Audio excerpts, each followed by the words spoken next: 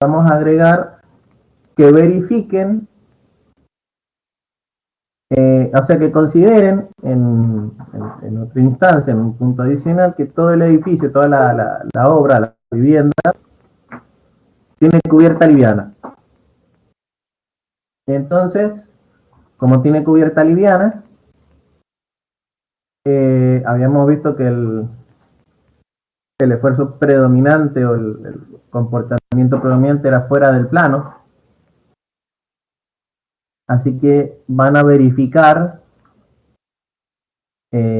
cada uno de sus, cada grupo que tiene un muro dado, una de las columnas, que en general todos tienen una columna vinculada en dos direcciones, o sea que tiene un muro perpendicular, y la otra está arrastrada en una sola dirección, o sea no tiene un muro perpendicular.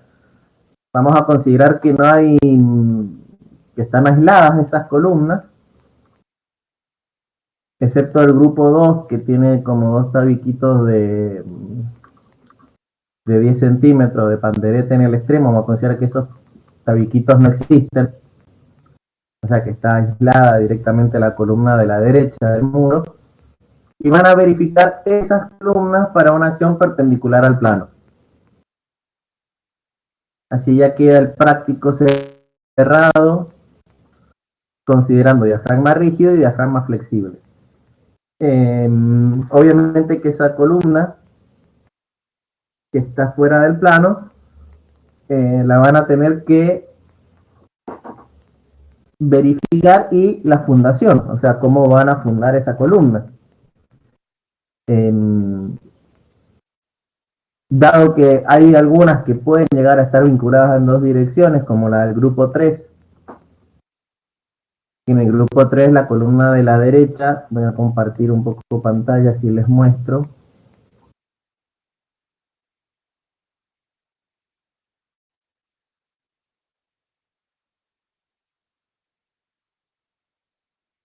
El grupo 2 dijimos que aparecen estos muritos de pandereta, ¿se lo ven? ¿Se ve la pantalla? Sí, se ve. Bien, vamos a considerar que no existen estos muritos de pandereta, o sea que esta columna de acá está aislada. Lo mismo en el grupo 3, uno podría decir, acá hay una viga, entonces cuando esta columna quiera moverse fuera del plano, lo que pasa es que está vinculada a este muro que impide que se caiga, entonces esta columna no tendría posibilidad de vuelco.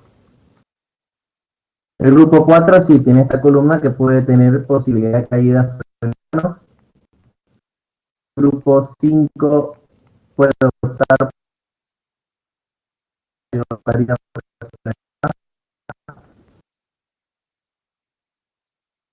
grupo 6, y el grupo 1 Ingeniero, podría... se ¿Sí? está cortando un poco. Yo al menos no escucho, no sé, mis compañeros. Mucho no puedo hacer al respecto. Si lo puede repetir, lo último, o los últimos tres grupos creo que dijo, que no, yo no lo escuché. Bien, el grupo 5 o el grupo 2 verifica esta columna suponiendo que no existen estos pedacitos de muro de panderete. El grupo 3 tiene esta columna pero puede estar vinculada por una viga a este muro. Entonces no tendría posibilidad de caída fuera del plano. El grupo 4 podría verificar esta columna de acá. El grupo 5 esta columna. Grupo 6 esta columna.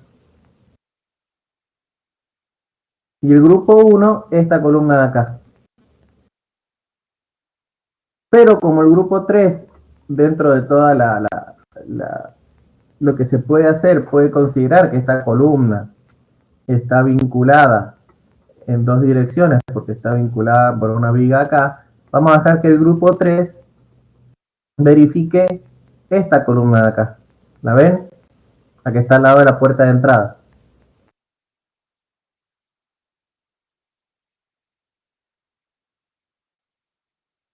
Esa de ahí.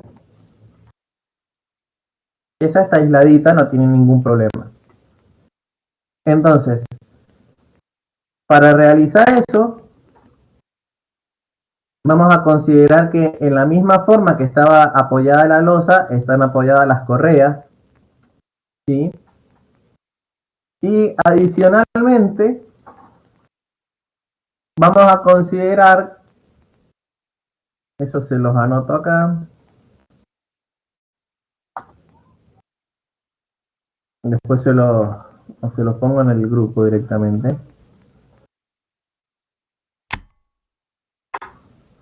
Se los pongo acá, que la carga D de la cubierta son, pongámosle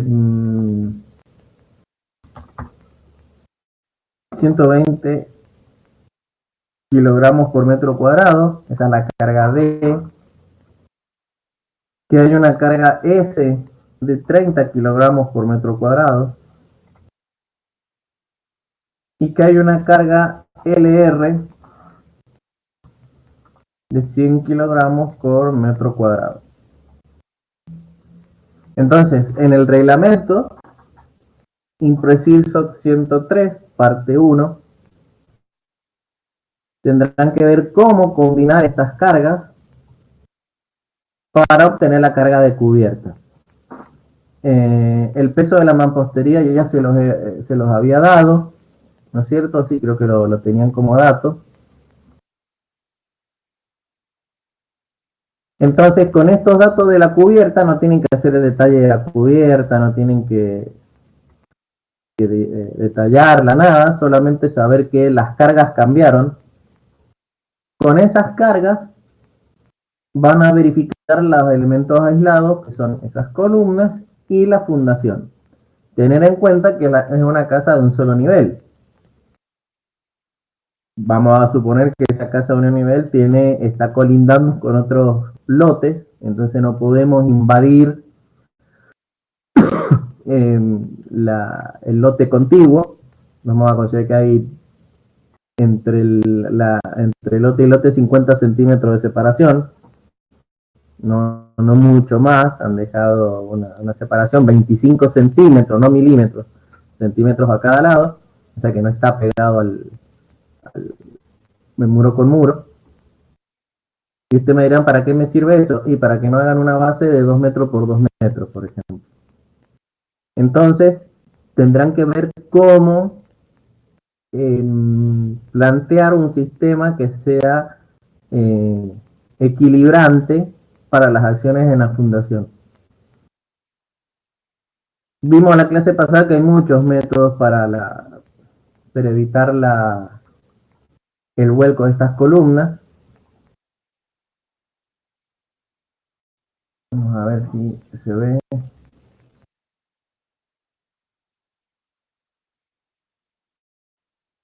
O sea, todo torcido. Viendo ante una acción horizontal, acá como me vuelvo, puedo ir para allá o para allá. Entonces habíamos visto que se podría usar una gran base. Era la zona menos óptima, por decirlo así, pero la más fácil de calcular. Otra opción era una base o el mismo cimiento acá con un muerto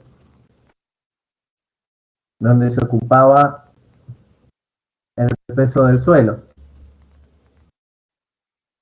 Otro que vimos era la base con una viga y un tensor donde había una base acá que usaba todo el peso del suelo para contrarrestar. Y vimos finalmente un modelo que se llamaba Sulberger, que hacía uso de las presiones laterales y de base del suelo para contrarrestar el momento que se tenía en la base. Entonces, Tanto este sistema como este, pueden plantearlo en forma muy simple, ¿sí? Porque es como calcular todas estas cosas. Además, el gamma del suelo consideremos que son 16 kilonewton por metro cúbico. Este que está acá se va a complicar un poco porque no tienen las expresiones para calcularlo.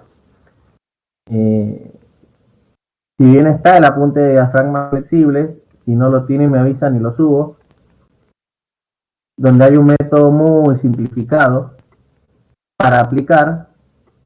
También hay papers donde está en internet donde aparecen las expresiones, pero básicamente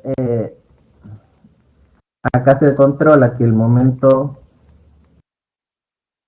último tiene que ser menor o igual que lo que se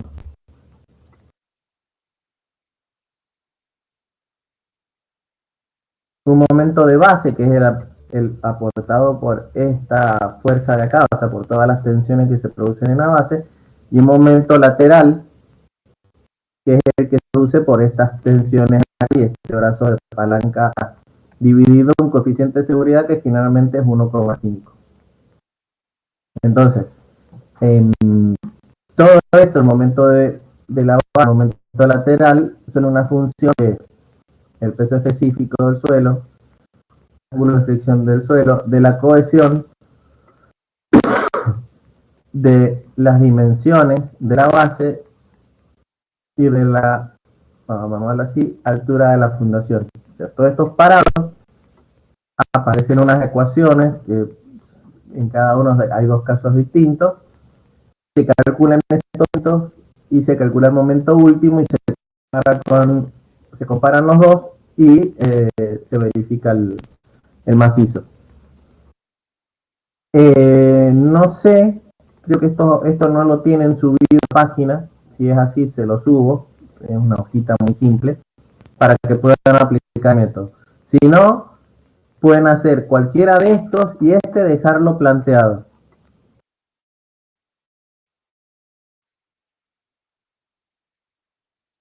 ¿Sí? Dejarlo planteado cómo es el método.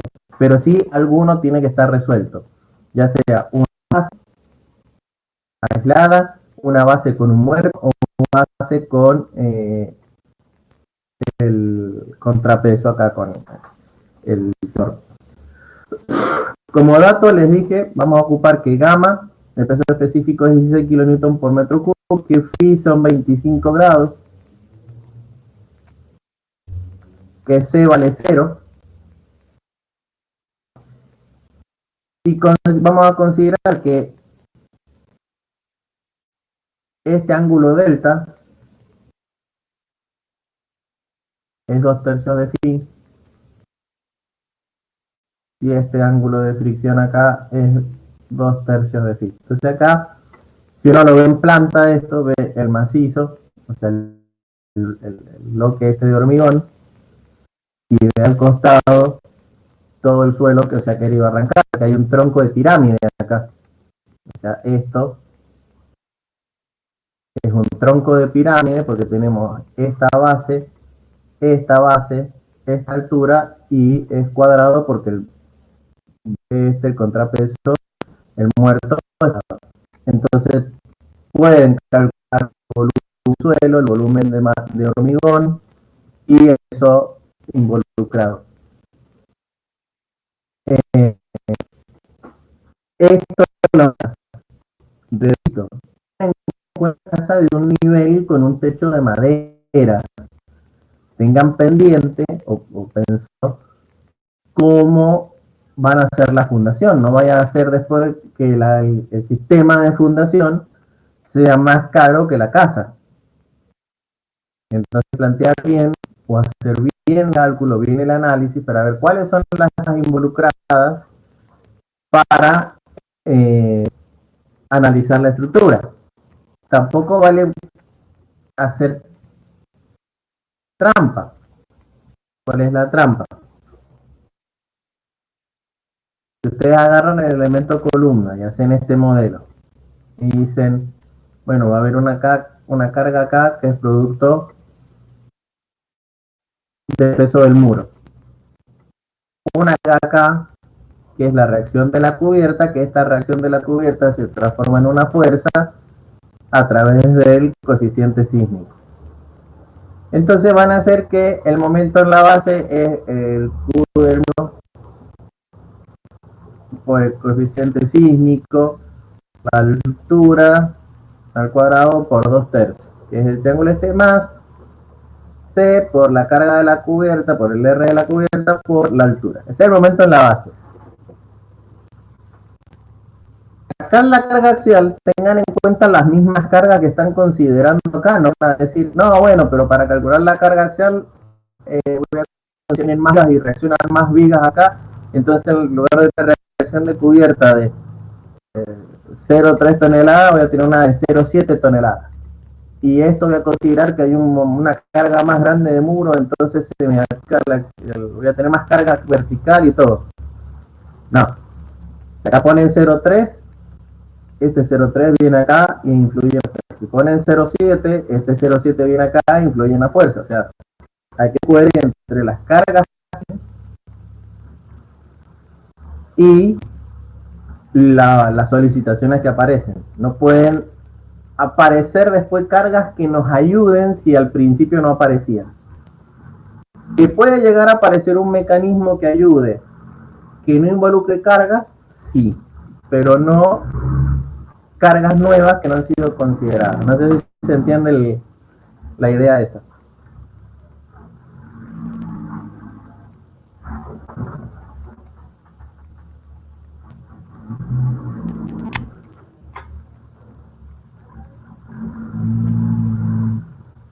Bien, no hay respuesta.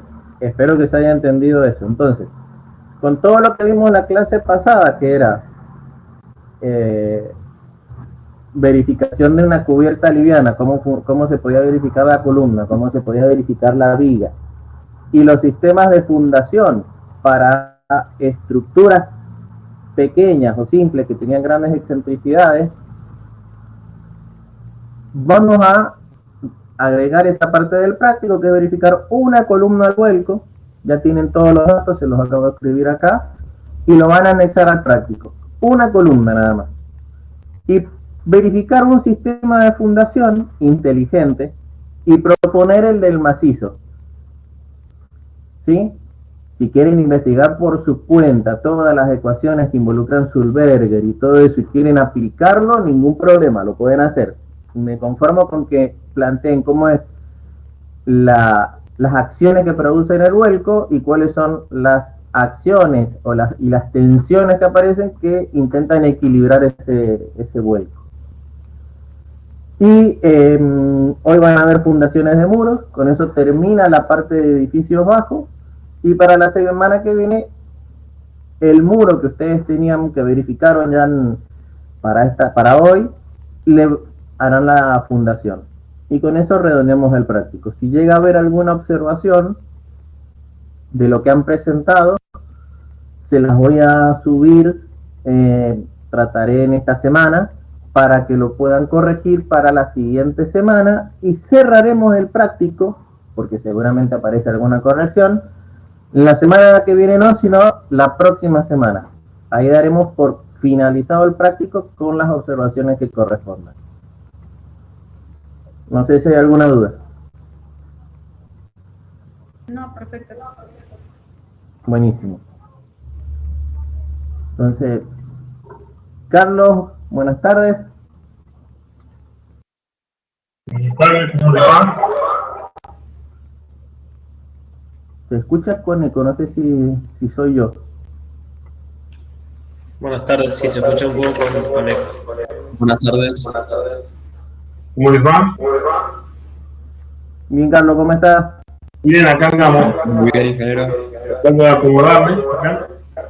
Bien, yo ya vi ya están los alineamientos necesarios para el práctico, con todo lo necesario. Entonces ahora con la teoría de fundaciones de muros ya están listos para entregar la segunda parte, que es la verificación del cimiento del muro. Bueno, si querés, arranco con eso. Lo que sí, bueno, habría que quizás mostrar los micrófonos, porque creo que hay un retorno que se alimenta con los micrófonos de la computadora. No escucho bien, se escucha con mucho ruido. Sí, quizás ahí está. Quizás también si uno no habla, mutea el micrófono. A ver ahí. Porque hay un retorno del micrófono que uno... Ahora él tendría que estar mucho mejor. Bueno. Voy a ver si logro compartir la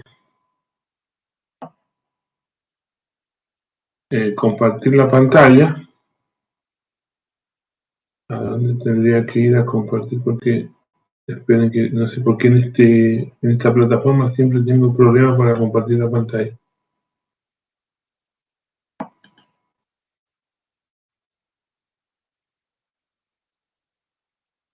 Ahí.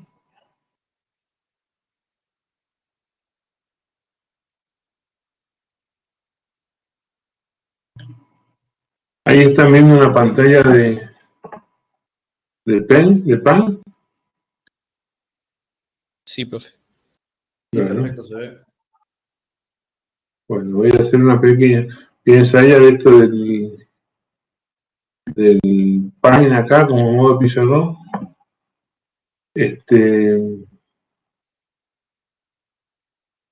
Bueno, haciendo una pequeña síntesis, bien ya Gonzalo estuvo un poquito comentando.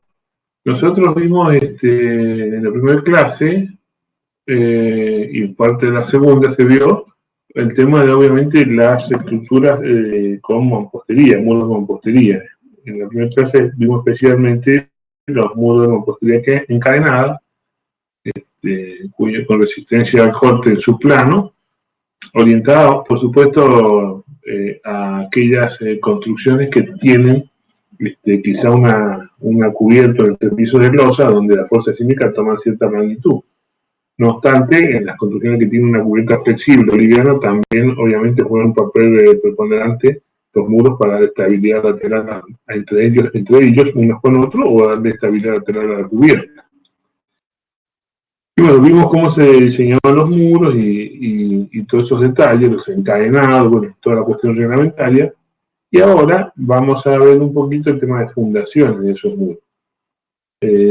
Gonzalo ya le explicó un poco el caso en donde el muro no tiene por sí mismo estabilidad lateral, porque es un elemento muy delgado, y por lo tanto, cuando tengo acción horizontal y no tiene un diafragma distribuidor que pueda llevar la acción horizontal de ese muro a otro que esté en la dirección de análisis, es decir, que lo tome el muro en su plano, hay que recurrir a una estructura adicional para que le dé estabilidad lateral. En ese caso se ponían unas columnas, por ejemplo, o se usaban vigas apoyadas en los muros extremos, de forma tal de que si elegíamos la columna, esa columna era la que recogía la acción horizontal del muro, y después habría que analizar la columna y diseñar una base que fuese capaz de tomar momento. ¿Por qué? Porque las bases tradicionales centradas no son muy eficientes para tomar momento, por lo tanto se recurría al menos, entre otras infinitas posibilidades que siempre puede haber, al menos dos, una a través de un macizo que podíamos tomar en cuenta las presiones laterales del terreno para poder equilibrar el momento, o bien una base con contrapeso, que era una L, como explicó Gonzalo, para que se suele llamar con muerto, porque es como un dado de hormigón que queda enterrado de forma esperando la reacción para el vuelco, y de esa manera, bueno, diseñar una base con contrapeso o con muerto, como se suele llamar comúnmente. Pero nosotros ahora vamos a ver el caso de las fundaciones de los muros cuando tienen una fuerte acción en su plano. Y a ver si logro dibujar con esta cuestión, que tenga un poco de... Supongamos que yo tengo un muro, estoy dibujando en planta, que este muro es parte de una vivienda o una construcción como ustedes están analizando, y tiene, si yo ahora lo miro de costado, pero no sé si voy a respetar la escala.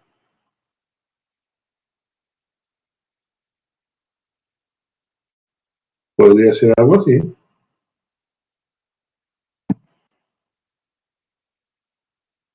Que este sea, por ejemplo, su cimiento.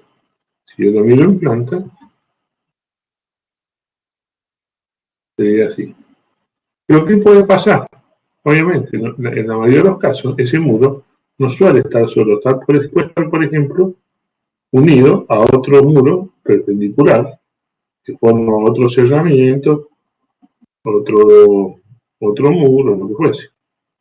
Y que, por supuesto, cuando uno hace las fundaciones, por ejemplo, con zapatas corridas o cimiento, obviamente, obviamente, ahora, la base ahora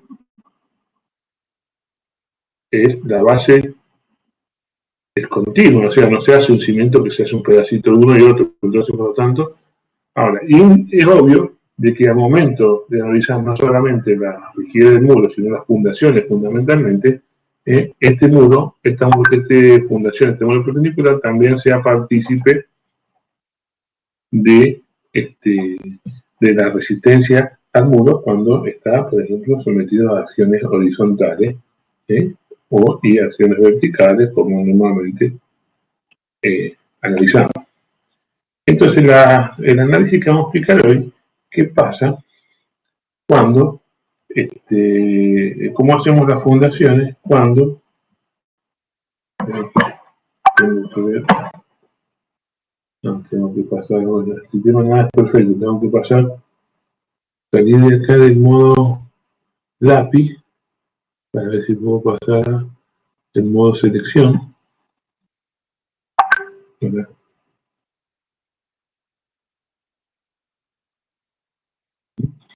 Entonces, vamos a ver cómo analizamos una base de un muro que tiene estas características, fundamentalmente. Si el muro no tiene nada perpendicular y está como 15 grados, está fácil, porque bueno, la base prácticamente queda delimitada, pero muchas veces pasa también que este muro no empieza ahí, quizás empieza acá, el muro empieza de ahí para allá, acá hay una pequeña abertura, pero si es pequeña abertura y tenemos un cimiento de hormigón ciclópeo, obviamente, por más que haya una abertura, la rigidez del hormigón ciclópeo, que tiene 70, 80 centímetros, 70 centímetros como mínimo, puede hacer que también esta base se conjugue en una única base. Entonces, en este contexto, yo voy a presentarle acá una pequeña hojita que vamos a ver el procedimiento para cómo se analiza esa base. Pero lo que fundamentalmente quiero explicar, y que es lo que normalmente los alumnos después en las consultas me vuelven a preguntar y en la mesa de examen normalmente se equivocan, es cómo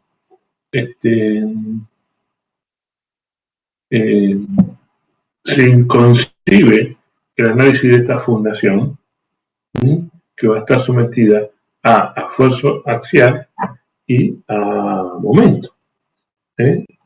Con este esquema de carga, este muro va a tener una carga axial o vertical y va a tener un momento que, bueno, obviamente si decimos para el otro sentido, también será así. Entonces, esa es la idea. Lo más importante es entender cómo se comporta, cuáles son las posibilidades en que se comporte el suelo, porque el suelo se va a acomodar a cómo son las solicitaciones del muro, porque el suelo se tiene que acomodar para lograr el equilibrio. ¿Qué puede pasar? Que para lograr el equilibrio se requieran tensiones más allá de las tensiones límite y por lo tanto, aunque estáticamente pareciera que puede estar en equilibrio, no lo es porque el equilibrio estaría requiriendo una tensión del suelo mayor a la que admite.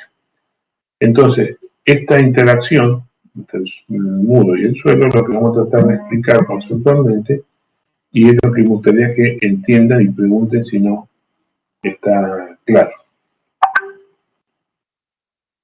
Y entonces, ahora voy a ver si puedo pasar a compartir nuevamente la pantalla, pero otra pantalla. Pero espere que tengo que ir ahora tengo que ir a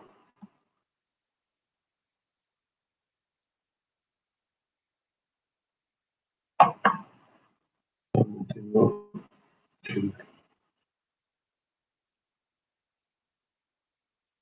acá estoy en la sala. Pues están viendo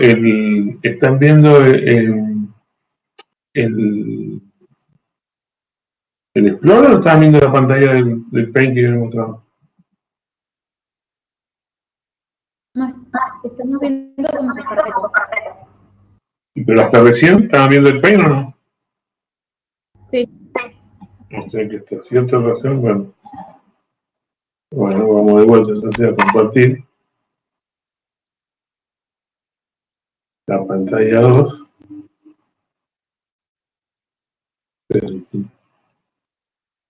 Ahí ven una hoja escrita en lápiz a mano. Sí, sí. Ok. Bueno.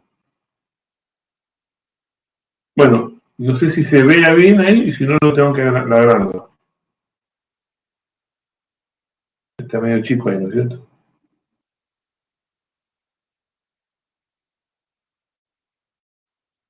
¿O no lo ven? Sí, se ve. Por mí está ¿Se bien. ve bien? ¿O pasa que tengo dos opciones? O se ve chiquito y puedo escribir arriba, o se ve más grande y no puedo dibujar. No, se ve bien. Creo que si agrandás la pantalla se ve bien. Bueno.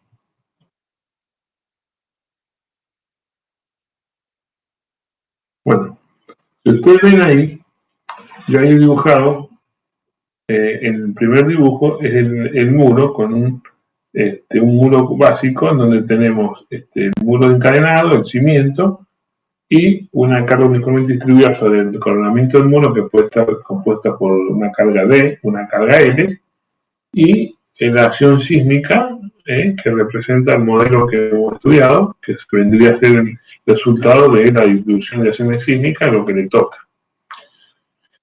Entonces vamos a suponer que la fundación de este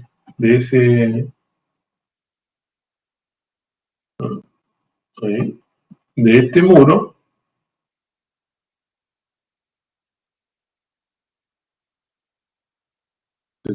no me escribe.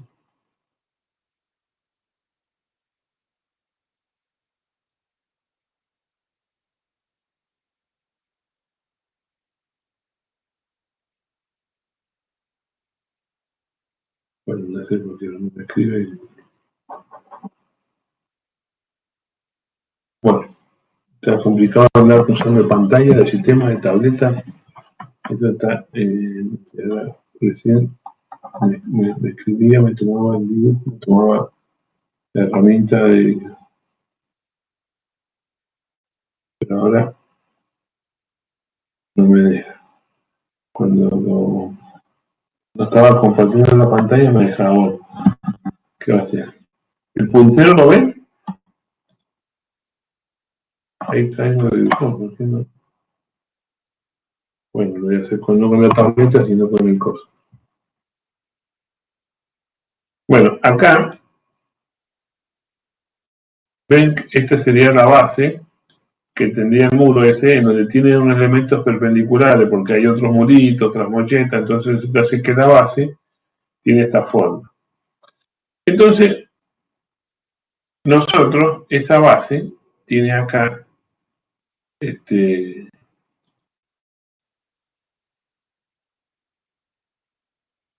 esta base aquí tiene su centro de gravedad.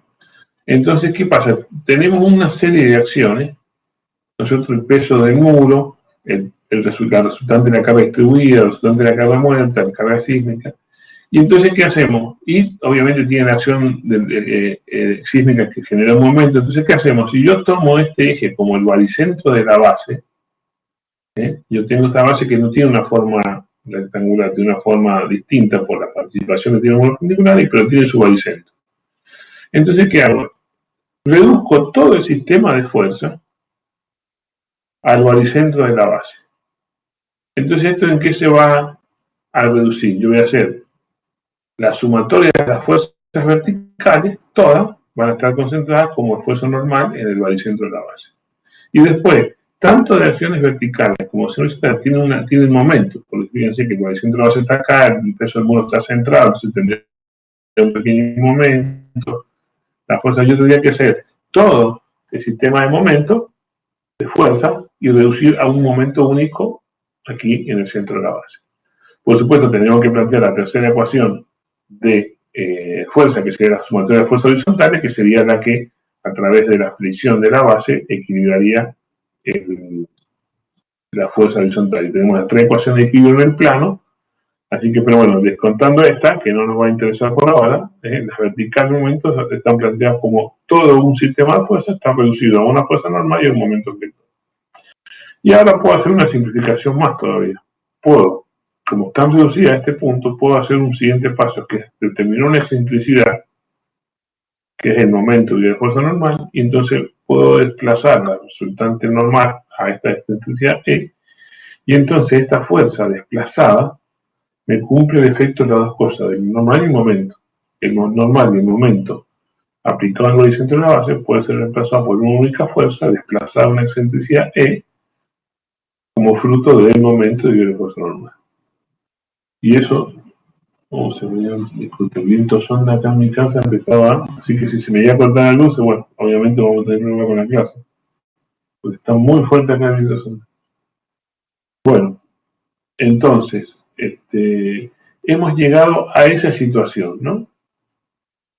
Ese es, digamos, el primer paso estático, es decir, yo tengo un sistema plano, un sistema de fuerza plano, y llego a un sistema de resultante M y N, aplicando el centro de la base, y después lo reemplazo por una fuerza desplazada en simplicidad E. Y entonces ahora me predispongo a analizar el comportamiento de la base y del suelo, fundamentalmente para estudiar la fundación. Entonces, una forma que nosotros proponemos, que no es un método nuestro, pero un método ya conocido, pero nosotros no somos partidarios de este procedimiento, es que si la base tiene una forma rara, pasar a una base rectangular equivalente. Una base rectangular equivalente. Es decir, la base que tiene forma esta rara, la transformo en una rectangular. ¿Y cómo se define esa base rectangular equivalente?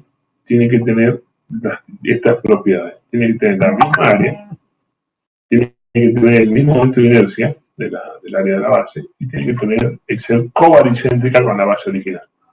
Por lo tanto, si esta es la línea baricéntrica de la base original, la base rectangular va a tener el mismo baricentro acá.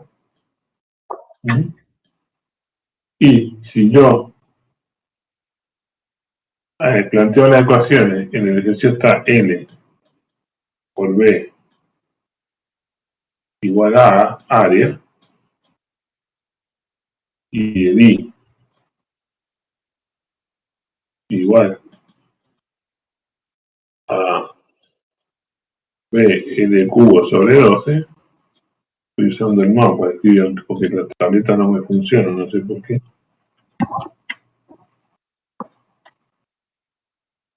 No funciona. Entonces, el I y el L, el I y el área, son las áreas de la base real, y entonces tengo dos ecuaciones cuando en cuenta, puedo despejar B equivalente y el equivalente que me cumple esta condición. El ejercicio que le doy ahí es resuelto, está hecho a mano, un poco prolijo, pero está hecho.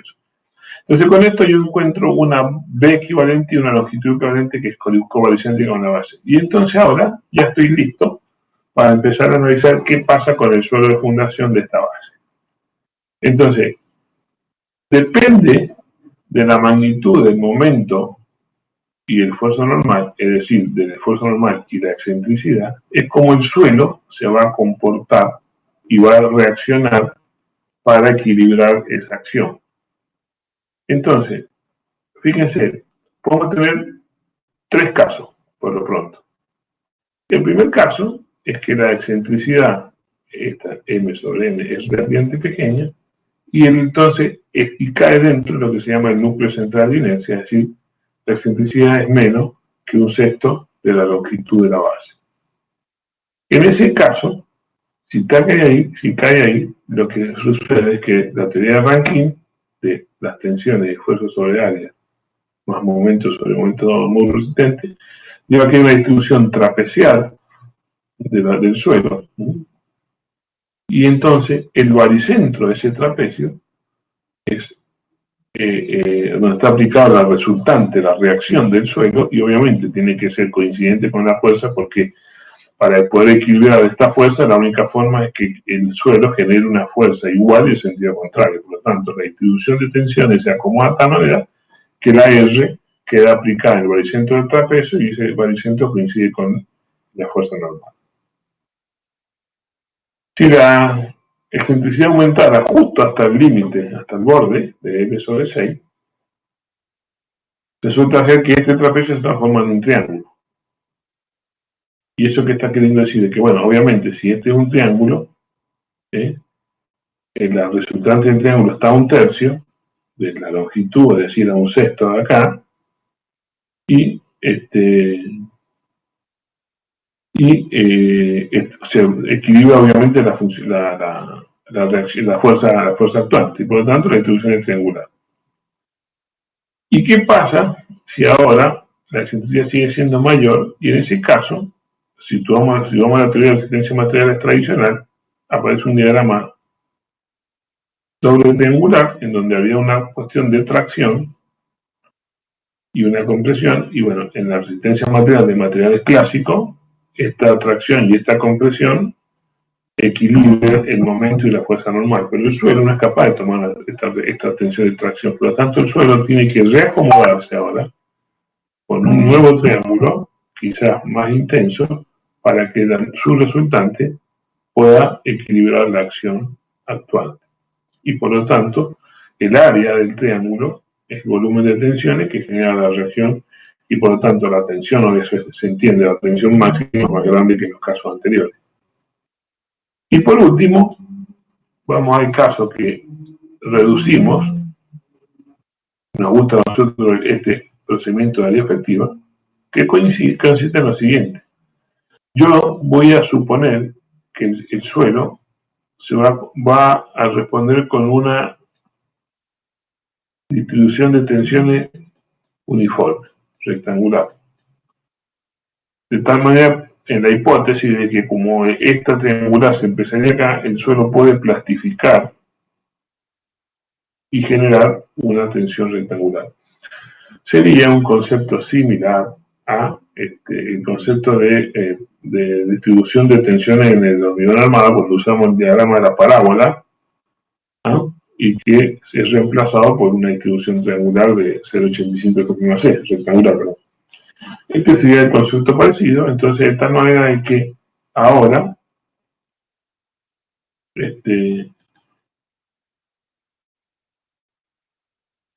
la tensión es uniforme y obviamente la reacción tiene que coincidir con la acción.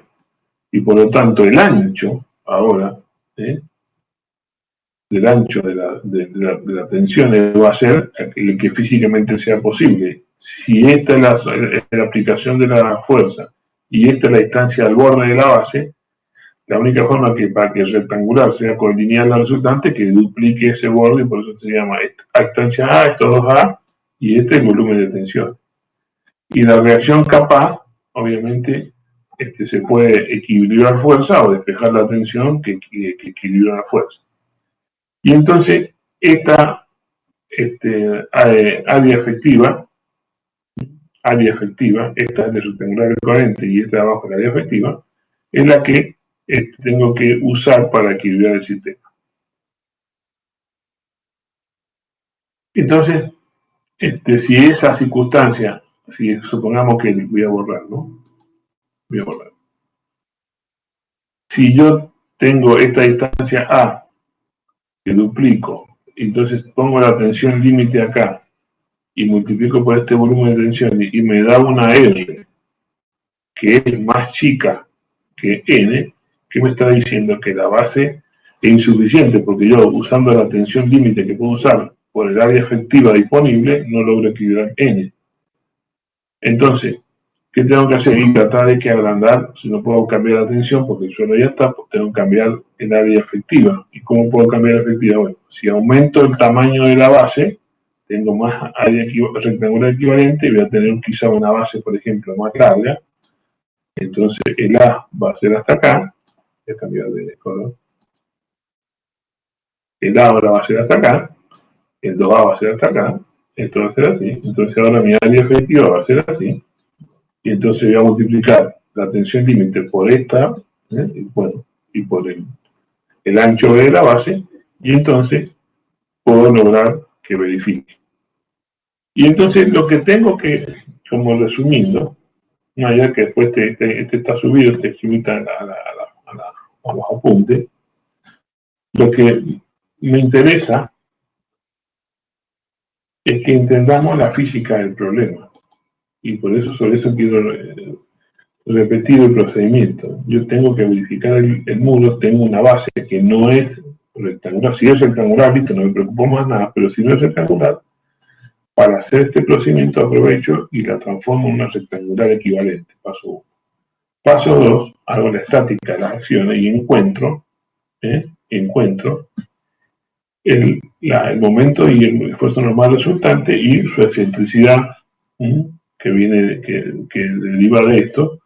Y entonces a partir de ahí, la base de la física y de la estática prima dice que mi suelo tiene que generar una reacción igual y de sentido contrario en la misma posición, colineal, para equilibrar. Y eso se puede dar según las características de la excentricidad de distintas maneras. En general, estos muros, como la acción horizontal es importante, estamos cayendo nuevamente en el caso C, ¿no? El caso 2, el caso 3, perdón, donde generalmente se genera una sección triangular, y en ese caso, apoyándome en que puede haber una clasificación del suelo, podemos plantear el concepto de área efectiva, que está dada porque las tensiones del suelo son uniformemente distribuidas, de forma tal de que a partir de la distancia de la resultante o de aplicación de la fuerza al borde duplicada, me da la área efectiva que por la tensión visible o límite del terreno, me da una resultante que tiene que ser igual o mayor a n. Lo puedo ver desde el punto de vista que el resultante sea mayor o igual a n, o lo puedo ver desde el punto de vista que con n saco la tensión que está sobre el área efectiva y compararla con la tensión límite. Pero es importante saber que en este caso la tensión de tracción del suelo no lo admite y por lo tanto tengo que equilibrar solo con compresión, y por eso acá, si antes esta sería la idea de la tensión con tracción, que ahora no puede ser, sin tracción, se modifica el triángulo para poder acomodarse a la situación real. Bueno, ese sería un poco el concepto de base rectangular equivalente y verificación de la base por área efectiva. Para cerrar, yo puedo aplicar esto. Si yo tengo, por ejemplo, columnas con base, esta columna tiene una fuerza axial.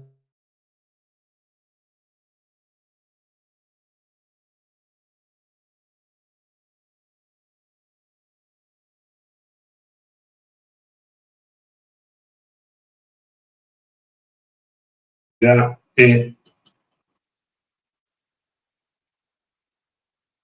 por acá, porque la carga axial es grande y el momento es chico, entonces este es el centro de presiones. Entonces, esta es la distancia A, este es el centro de presiones, duplico la distancia A, y entonces, ahora esta es el área efectiva. Entonces, si yo saco n sobre esta área efectiva, tengo que corroborar que las tensiones estén dentro del límite admitido. Bueno, eso sería en cuanto a la base. Si yo le voy a cambiar la imagen, van a tener que tener paciencia porque le saqué una foto a una punta en la mano, pero no salió muy buena, pero bueno, voy a repasar rápidamente el ejercicio.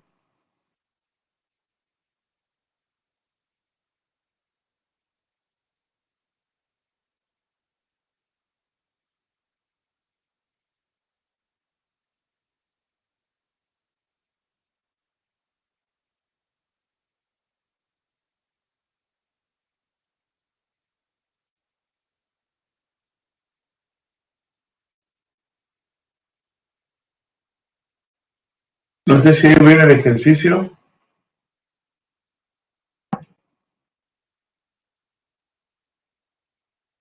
Sí. Bien.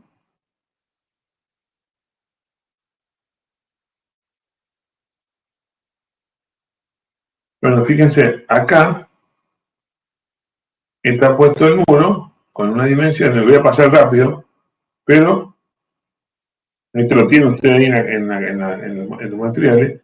Fíjense, están el muro con las gamas son las densidades, los precios específicos de los materiales, unas dimensiones de la base,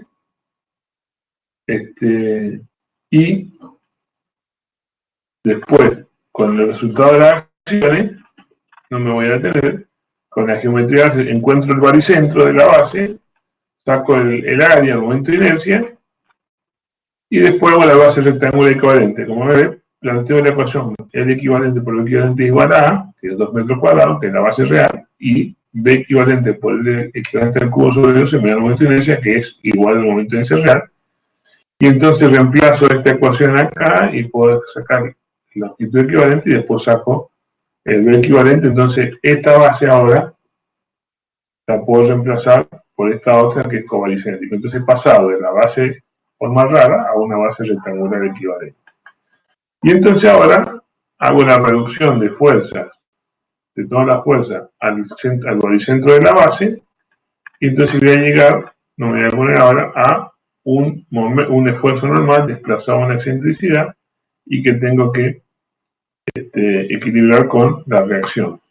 Entonces, como esta es la distancia A, puedo sacar el área efectiva, que es el B equivalente por 2 veces el área A, porque va a estar acá, en esta zona va a estar el área efectiva con la extensión uniformemente distribuida, y puedo equilibrar con el DN. Bueno, bueno, acá hay una combinación para un caso con sismo, vertical sobre y con sismo, y de esa manera se puede verificar. Así que este ejemplito lo tienen, le va a ayudar seguramente a hacer el ejercicio que ustedes tienen que hacer prácticamente para el trabajo práctico. Así que esta es una guía muy sencilla. Así que bueno, esto sería en cuestión para el tema de la mampostería. Este es un punto de verificar las tensiones en el suelo por método efectivo, lo pedimos bastante en los exámenes, tanto para muros de mampostería como se puede aplicar también, si así se aplica, para el caso de muros de sostenimiento también se puede aplicar. Por lo tanto, es importante entender el procedimiento como más general, aplicado en este caso a un muro, pero un procedimiento general. Así que bueno, esa sería esta parte. Si habría una pregunta, la respondemos, si no, vamos a descansar un minutito y vamos ya a volver en unos minutos para comenzar ya con otro tema. Que bueno, dado que tenemos muy poco tiempo, vamos a ir arrancando con el tema próximo. Yo le hago una consulta. ¿Cómo determinamos el aporte perpendicular al plano del muro de ese pedacito de fundación? O sea, ese largo del tramo corto, claro. ¿Cómo lo determinamos? Es buena la pregunta. Bueno, hay algunas premisas. El reglamento de mampostería, para la rigidez del muro, usa de que uno puede usar el muro perpendicular hasta creo que 4 veces el espesor o algo así. Pero para las fundaciones, lo que tenemos que ver es si el muro perpendicular es ciego, lo que normalmente se puede usar es como una regla, no está normada, no hay una norma, pero como regla, es que a lo sumo podríamos decir una altura de muro para cada lado, ¿me entienden? Si yo tengo un muro perpendicular acá,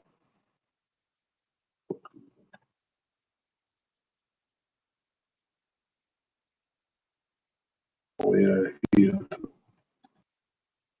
Si yo tengo acá este muro, acá, bien, bueno, están viendo otra vez, es que voy a borrar todo.